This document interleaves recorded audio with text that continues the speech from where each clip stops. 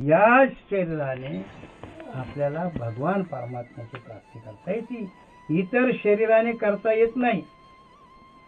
हे शरीर आणि हे शरीर त्यांचा ह्या शरीराचा आणि त्या शरीराचा व्यवहार जर पाहिला तर सारखा आहे। आहार, निद्रा, भय, मैथुन सर्व योनीशी समसमान। बघा, जनावर बी खाते, आहार घेते, त्यांना झोप आहे, त्यांना मैथुन आहे, त्यांना भीती आहे, तुम्ही आम्हाला तितकंच आहे। आहार म्हटलं की निद्रा येते का नाही, चांगलं जेवलं की मग डोळे झाकत येत आहे का नाही, भीती पण आहे, मैथुन पण आहे, पण ज्ञान त्यांना ज्ञान नाही। कोणाला?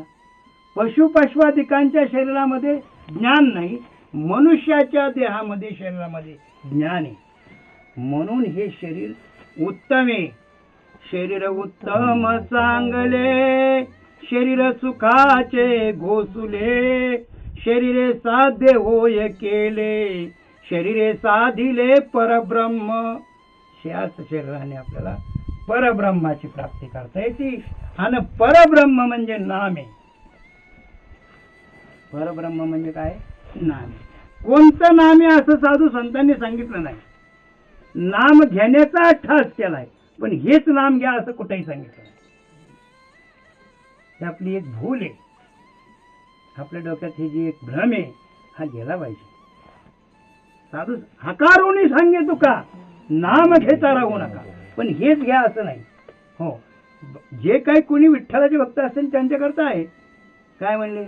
आवडे हे रूप गोजिरेच हे म्हटलेले, पण नामाच्या बाबतीत तसं नाही। कोणतंही का नाम असताना, पण ते अट्टहासाने घेतलं पाहिजे। नामाबद्दल अट्टहास पाहिजे। बरोबर, नामचिंतनाबद्दल अट्टहास आहे आपला, आणि परमार्थ भक्ती हे अट्टहासाने। यासाठी केला शेवटचा दिस गोड व्हावा। खऱ्या अर्थानं आपला शेवट गोड व्हावा असं वाटत असेल तर अट्टहासाने भक्ती करावी लागते। साधू अट्टहासाने करत असतो, साधू नियम करतो, मी असं केल्याशिवाय जेवणार नाही, तसं आपलं आहे का?